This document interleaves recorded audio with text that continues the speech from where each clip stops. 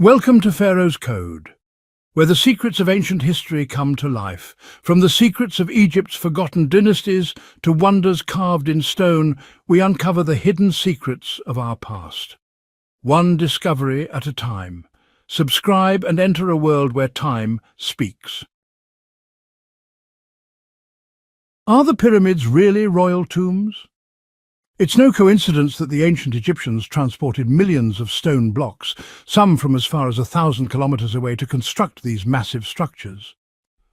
There must have been a powerful motive beyond simply building royal tombs. The prevailing belief among Egyptologists is that the pyramids served as burial places for kings, with their souls ascending to join the sun god Ra in the sky. While this idea is widely accepted, it raises questions that deserve closer examination. If the pyramids were just tombs, why did King Sneferu build 3 massive pyramids? In which one was he buried? Is the interior design of the pyramids suitable for funerary rituals like prayers, body transport, and ceremonies? If they were tombs, why is there a complete absence of funerary inscriptions inside? Take the 4th dynasty pyramids at Giza and Dashur, for example. Despite over 200 years of excavations in Egypt, no original mummy has ever been discovered inside any pyramid. All of this forces us to reconsider the purpose of the pyramids and ask, were they truly built as tombs for kings? But when we examine Egypt's 6 greatest pyramids, 3 at Giza, 2 at Dashur, and 1 at Medum, we find that none contain any inscriptions whatsoever. Even the so-called Queen's pyramids at Giza are entirely devoid of significant inscriptions, except for a few small to medium-sized pyramids. Looking back to the 6th dynasty, we find that all of Egypt's pyramids, over 120 of them, lack inscriptions. So why are these grand structures missing the names of their owners and funerary texts? Egyptologists claim that writing had not yet evolved during the time these pyramids were built and only developed later during the 6th dynasty. But this assumption doesn't hold up under scrutiny. We have numerous artifacts from the 3rd and 4th dynasties bearing inscriptions. For instance, the wooden panels of Hezirah, a royal dentist from the 3rd dynasty, are displayed in the Cairo Museum. There are also painted and inscribed tomb walls from the 4th dynasty in the Louvre. Additionally, the Narmer palette, attributed to the 1st dynasty, features elaborate carvings, proving that inscription techniques were highly advanced at the time. There is abundant evidence showing that during the pyramid building era, ancient Egyptians possessed full capabilities in writing, carving, and painting tombs. So why were these skills not used inside the pyramids, unless inscriptions simply weren't important for their intended purpose? Secondly, if the pyramids were indeed tombs, they should contain royal mummies. Dr. Mark Lehner, one of the world's most renowned Egyptologists, noted that no original mummy has ever been discovered in any of Egypt's 120-plus pyramids. But what exactly do we mean by original mummy? Take the Pyramid of Menkore, for instance. It was supposed to house the mummy of King Menkore. However, when British explorer Howard Vyse entered the pyramid in the 19th century, he found a body that turned out to belong to a much later period, about 2,000 years after Menkare's death. This suggests that the burial chamber was reused in a later era. Next to the entrance, there are faint inscriptions. My friend, engineer Mohammed Abdel Alim, read the hieroglyphs and deciphered words like Ra, royal burial, and year 24. The pyramid builders were certainly capable of producing clearer inscriptions, which implies the pyramid may have been reused as a tomb much later. When explorer Belzoni entered the pyramid of Khafra, he discovered bone fragments inside the granite sarcophagus and assumed they belonged to the king. He sent them to England for analysis, but the results showed they were the bones of a bull, not a human. Belzoni wrote about this in his book on Egypt. It seems someone had used the chamber as a shelter and left behind animal bones in the sarcophagus. And when Caliph al-Mamun entered the Great Pyramid of Khufu, the historian al-Makrizi mentioned in his book that they found bodies covered in many burial shrouds, which had decayed and blackened over time. Although his writings about the Great Pyramid are often exaggerated, if we assume this particular account is accurate, then it suggests that there were multiple bodies, not just one, which implies that the Great Pyramid was reused as a burial site in later periods. It is believed that the Pyramid of Djoser was the first stone pyramid, but have we ever found Djoser's body? We're not certain either. Beneath the Pyramid of Djoser, fragments of arm and leg bones were discovered, but their identity remains unknown, and we cannot even confirm whether they belong to Djoser. In 1837, around 60 mummies dating to the Ptolemaic era were found beneath and around the Step Pyramid, roughly 2,400 years after the pyramid was built. A wooden coffin belonging to a Yemeni merchant named Zaid was also discovered beneath the pyramid. It contained hymns and prayers written in the ancient South Arabian script known as Musnad, also dating back to the Ptolemaic period. It appears that these traders had strong ties with the Ptolemies and were treated like nobles, honoured with burials beneath the pyramid.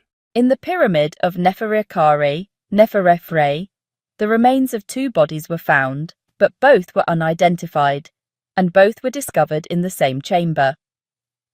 Similarly, an unidentified mummy was found in the Pyramid of Merenre, now housed at the Imhotep Museum in Saqqara. It is likely not the original mummy. When the British scientist Grafton Elliott Smith examined it in the early 20th century, he concluded that it probably did not belong to the Old Kingdom, due to its physical condition, and suggested that it had been buried during the 18th dynasty, New Kingdom. According to Dr. Mark Lehner, the mummy has not yet been properly examined, for example, using radiocarbon dating to determine its true age. So, at a certain point in history, pyramids began to be reused as tombs for important figures.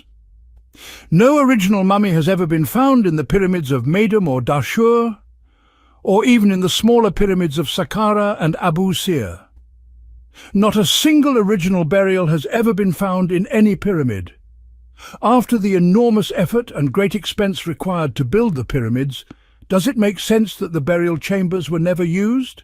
The only answer Egyptologists offer is that all the mummies and their belongings were stolen during chaotic times. Does that mean the entire system behind the Giza pyramids? The idea of the king's immortality, the massive construction efforts, the funeral temples, all fell apart after just 300 years simply because someone stole the mummies? I acknowledge that some pyramids were indeed looted.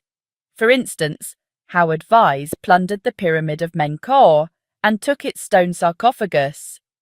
Unfortunately, the ship carrying it sank off the coast of Spain, and the sarcophagus was lost. Yet no original mummies have ever been found in the pyramids. Is it not possible that at least one pyramid remained untouched by looters? Fortunately, we do have one documented case where a sarcophagus was found intact. Date May 31st, 1954. Location Saqqara, Egypt. At Saqqara, the renowned archaeologist Dr. Zakaria Gonaim was excavating the Pyramid of Sekhemkhet, a king from the 3rd dynasty. After 2 years of digging, he managed to reach the main passageway, which was sealed with 3 stone walls. After several attempts, he succeeded in breaking through the 3rd wall and found the burial chamber. There, in the center of the room, was a gleaming white sarcophagus made of alabaster. Dr. Gonaim and his team entered the chamber, overjoyed to see that the sarcophagus was completely sealed and had never been opened before. This meant that the royal mummy should still be inside, possibly the first ever to be discovered within an Egyptian pyramid. After a month of preparation and study, the team was finally ready to open the sarcophagus. The head of the antiquities department, local elders, and other archaeologists gathered to witness the historic event. Everyone was eager to see what lay inside the burial chamber, located 40 meters underground. Dr. Gonim gave the order to begin. For 2 hours, workers carefully removed the layer of plaster that sealed the lid. After great effort, they managed to partially lift it, and what they found inside shocked everyone. The sarcophagus was empty. Where was the mummy? Dr. Zakaria was bewildered. Could it have been stolen? He quickly dismissed the idea, finding it absurd. Why would a thief go to the trouble of rebuilding all 3 walls after stealing the mummy? And if the king had prepared this chamber but was buried elsewhere, why seal the sarcophagus so meticulously with plaster, unless something valuable was meant to be placed inside? Dr. Zaki Iskandar, a chemist, took a sample of the dust from inside the sarcophagus for analysis, but the tests revealed nothing significant. Dr. Zakaria Gonem later wrote that the more he studied the sarcophagus, the more convinced he became that it had never contained a human body. It was intentionally left empty by the pyramid builders, but why? He was left deeply disappointed. He documented and evaluated this in his book, The Lost Pyramid. Yet the question remains unanswered. Where is the king's mummy? Dr. Zakaria Gonaim's story is very important because it challenges the idea that all the pyramids were looted. Here we have an intact pyramid, yet without a mummy. Moreover, the idea that the pyramids were merely tombs continues to dominate our thinking, leading to every discovery being interpreted solely through the lens of a burial site. But how valid is this interpretation? Let's consider King Sneferu. He built 3 massive pyramids, the Meidum Pyramid, the Bent Pyramid, and the Red Pyramid. It is assumed that Sneferu was buried in one of them. But now the question arises, why would King Sneferu build 3 gigantic pyramids just to serve as tombs? Egyptologists have been forced to explain this by suggesting it was due to a series of construction mistakes. But building such colossal structures is not something done lightly. We need to understand whether they were truly mistakes or something else entirely. The Meidum Pyramid is one of Egypt's massive pyramids. It was originally intended to reach a height of 92 meters, but only 65 meters remain today. It was started by King Huni, who died suddenly, and was supposedly completed by his successor, King Sneferu, as recorded in historical texts. For an unknown reason, however, King Sneferu abandoned this massive project and began constructing a new pyramid in Dashur. Records show that the builders had begun laying the outer casing stones, usually one of the final phases of construction, as well as building the mortuary temple and preparing the offering table. All of this suggests the pyramid was near completion. So why did King Sneferu abandon this nearly finished monument? In their studies, Dr. Ahmed Fakhri and Dr. Mark Lehner both noted that work ceased for an unknown reason. However, I found an opinion by Dr. Zahi Hawass in an article where he claimed that the pyramid's architect, Nefermat, faced a shortage of stone materials which prevented the completion of the project. This is odd. Estimating the required materials is a fundamental prerequisite before beginning construction. Even if we assume the builders ran out of stone, why not just source more from a different quarry to finish the job? Despite all the work done, King Sneferu was not buried in the pyramid, nor was his predecessor King Huni. Neither of their names was inscribed inside, and Meidum was never used as a burial site. Whether due to dissatisfaction or some other reason, Sneferu began building the Bent Pyramid in Dashur. The Bent Pyramid is one of the largest pyramids in Egypt, standing about 100 meters tall. When European archaeologists first studied it, they were puzzled by the change in angle. One famous British Egyptologist, Sir John Gardner Wilkinson, proposed that the architects deliberately changed the angle midway through construction in order to finish the pyramid faster. If construction had continued at the original angle, the pyramid would have reached 130 meters in height, which, he argued, could have led to its collapse. After this modification, Sneferu reportedly disliked the structure and considered it a failure, ordering a new pyramid to be built instead. This European theory was eventually accepted as fact. But we must ask, was Sneferu's pyramid truly a mistake? First, if Meidum was a mistake, the architects should have been much more cautious with their next design. But the so-called mistake was repeated, at great cost. Are we to believe that Sneferu hired amateurs to build his pyramids? All signs suggest the Bent Pyramid was completed. Casing stones were laid, a mortuary temple was constructed, and the ritual car pyramid was built behind the main pyramid. So why go through all this effort if there were fundamental issues with the structure? Even if the casing was finished and the pyramid was flawed, it suggests the king wasn't surprised by the bend. Another theory suggests that the pyramid began to collapse and the builders feared a total failure, thus abandoning it as a failed project. Errors can happen, even in grand designs. Look at the Leaning Tower of Pisa in Italy. Poor ground stability caused its tilt, but the issue has been studied and documented. In the 1950s, two Italian Egyptologists, Maragioglio and Rinaldi, came to Egypt to study the pyramids. In their book, Architecture of the Pyramids of Memphis, they concluded that the bent pyramid is in good condition and there's no evidence of structural collapse. A joint Egyptian and international architectural committee also confirmed that the pyramid is stable, which led to its reopening for tourism. Therefore, the collapse theory is just another assumption without solid evidence, used as a convenient explanation. Let's assume, for the sake of argument, that the bent pyramid was a failed project and the Egyptians decided to build a new one nearby. In any modern or ancient project, if one effort fails and another is planned, the team logically tries to salvage or learn from the previous effort. Reusing stones. Stones from the failed pyramid were taken and reused in the construction of the new one, instead of going through the effort and expense of quarrying new stones. While we praise the builders of the pyramids for their honesty, we also attribute to them incompetence and foolish decisions. In short, the evidence suggesting that the bent pyramid was a mistake is very weak. The pyramid was designed to be bent from the beginning. It features a unique exterior design and long, flawless corridors. Yet there's a persistent insistence on labelling it a failure. This theory is still accepted today.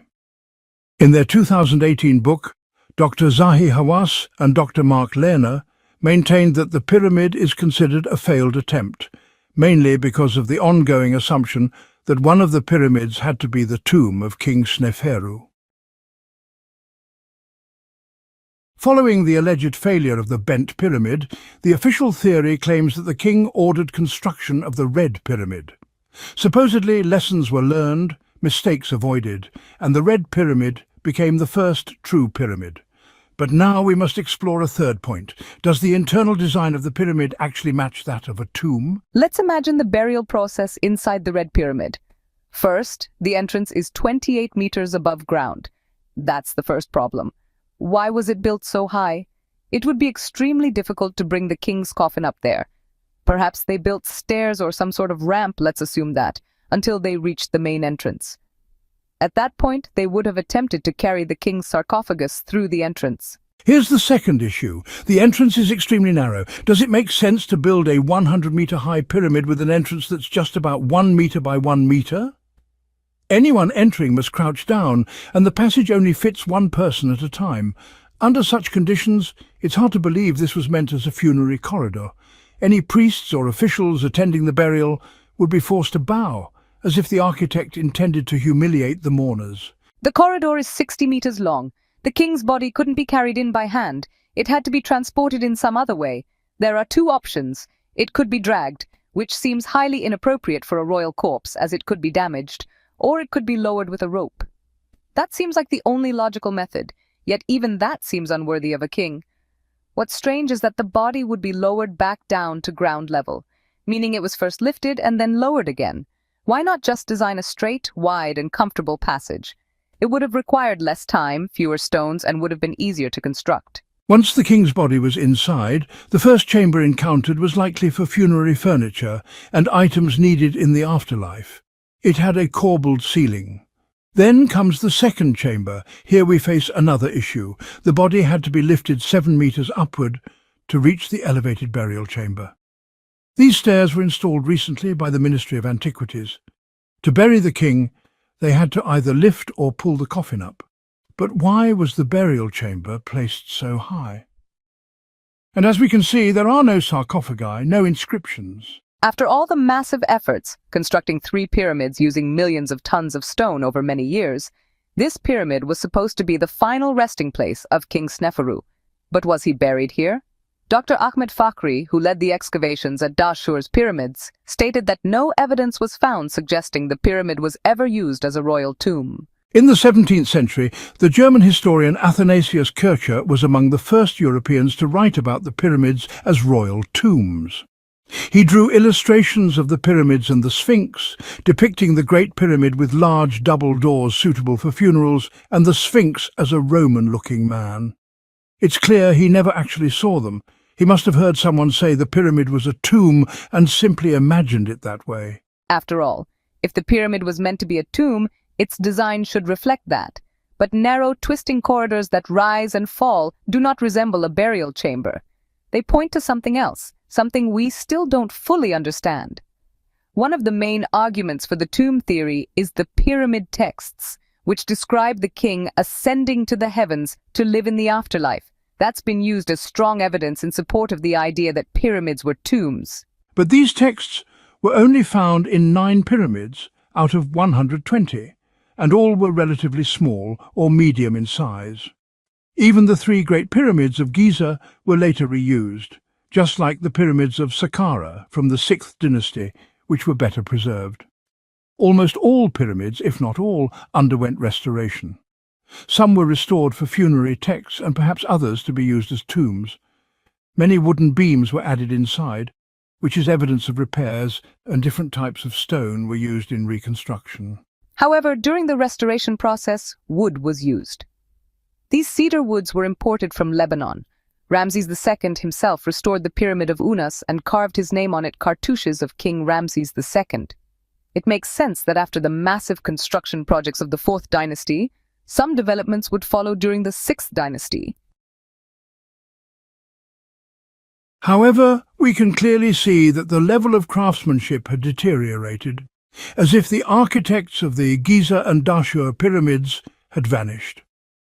It wasn't just a matter of saving money and resources, it was a decline in construction quality. Dr. Ahmed Fakhri states that in the pyramids and temples of the 6th dynasty, we begin to see signs of decline in architectural arts. The Pyramid of Queen Neith is considered the most beautiful among the Queen's pyramids of the 6th dynasty. Still, the ceiling decorations and wall carvings are far from excellent and of poor quality. In Teti's pyramid in Saqqara, we see evidence of restoration. Even the burial chamber was built with different types of stones. Small stone blocks were placed beside the massive sarcophagus. Constructing a single chamber using 2 completely different building styles is evidence that the pyramid went through 2 distinct phases. One that built it, and another that restored and reused it. Still, all of it is ancient Egyptian. 3 pyramids are attributed to 3 women of King Pepi II. Yet the texts found inside are written in masculine form. If these were indeed meant for the king's women, why were the texts not in feminine form? They were supposed to have their own texts. Given all the changes that the pyramids underwent during the 6th dynasty, it can be concluded that they were reused. The kings of the 6th dynasty adapted the pyramids to serve their purposes, such as for burials or inscriptions. Therefore, pyramid texts alone cannot be taken as conclusive evidence that all pyramids were tombs. And despite everything mentioned, even within the 6th dynasty, not a single original mummy has been found inside their pyramids. There's a deep shaft in Saqqara, believed by some sources to be the southern tomb of King Djoser. If that is the case, then why did Djoser build a pyramid and then construct a separate tomb nearby? Aren't pyramids supposed to be tombs? So why 2 tombs next to each other? The official explanation is that the shaft was used to bury the king's internal organs. But why would the king be buried in one place and his organs in another? It's a strange idea. Another theory suggests it was a symbolic tomb. But what does symbolic tomb even mean? And why would a symbolic tomb be built directly in front of the pyramid? As a result, the tomb theory has become the default assumption, and every questionable feature is explained using unconvincing answers just to defend that theory. Take the pyramid of Queen Hetepheres, mother of King Khufu, for example. It was supposedly built to house her remains, but her actual tomb wasn't found inside the pyramid. It was discovered in a burial shaft next to it, along with her funeral furniture and her throne bearing her name. Why wasn't she buried in her own pyramid? There is a pyramid bearing her name, so logically she should have been buried inside it. American Egyptologist George Reisner, who excavated the site, proposed that the shaft was a temporary tomb until her pyramid was completed. Then, supposedly, the Egyptians forgot to move her body after King Khufu died, and then King Khafra came along, and then Djedefre. None of them showed any concern about burying their grandmother in her designated pyramid as if it was a trivial matter. The internal designs of pyramids, including their long, complex passageways and multiple chambers, are often described as strategies to mislead tomb robbers. But is it really logical to build a giant tomb visible from 10 kilometers away, as if inviting looters, and then create a labyrinth inside to confuse them? For how long? Eventually, they would figure it out and get what they came for. We can list many examples. For over 200 years, anyone who has read even a basic book about the Egyptian pyramids will discover countless cases of individuals being buried in locations other than their pyramids, or cases where ruling dynasties reused old pyramids or even pyramids that were empty or had no burial chambers at all. Moreover, all of these cases are remarkably similar. There are no true exceptions. If we look at history, we'll find that civilizations were often extremely generous when it came to sustainable, long-term projects, especially those with practical purposes related to living conditions or national security. China, for example, employed tens or even hundreds of thousands of workers to build the Great Wall, a massive, centuries-long project to protect the nation and its people from northern invasions. This same logic applies to all major forts and castles, gigantic constructions that required massive effort. Security barriers, the mobilization of resources and capabilities, and the conscription of 10,000 workers to labor for hundreds of years, all for the benefit of a single person, to be used for just 1 hour to place the king's body, and then sealed forever. This didn't happen in Egypt alone, but in many other countries as well, raising questions about the original purpose of the pyramids. If the pyramids weren't tombs, then what were they really built for?